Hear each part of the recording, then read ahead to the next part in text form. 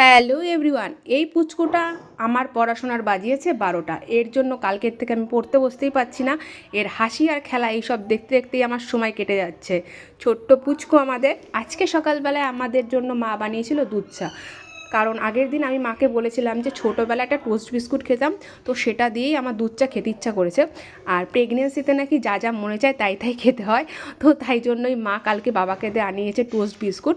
আজকে সকালে যেহেতু দিদি এসে, দিদি আর আমার জন্য বানিয়েছে দুধ চা।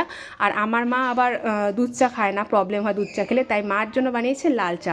তো এইভাবেই সকালবেলাটা চা খেয়ে আমাদের কাটলো। তারপর এই পুচকোটা এত বায়না করছে, ও আজকে কোলেই থাকবে, কারণ কালকে যেহেতু পোলিও দিয়েছে।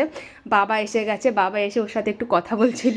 আর ও দেখো কোলে ওঠার খুব বায়না করছে, কালকে যেহেতু পোলিও দিয়েছে একটু প্রবলেম হচ্ছে, পোলিও ইঞ্জেকশনে পা হাত পা ব্যথা, তাই জন্য কোলে ওঠা শুধু বায়না, শুধু এর কোলে যাব ওর কোলে যাব। বিশেষ করে ওর মার কোলে যাওয়ার জন্য একটু বেশিই বায়না করছে। তারপর মা আমাদের জন্য বানাচ্ছিল শাপলার বড়া দিয়ে আজকে সকালবেলায় ভাত খাবো।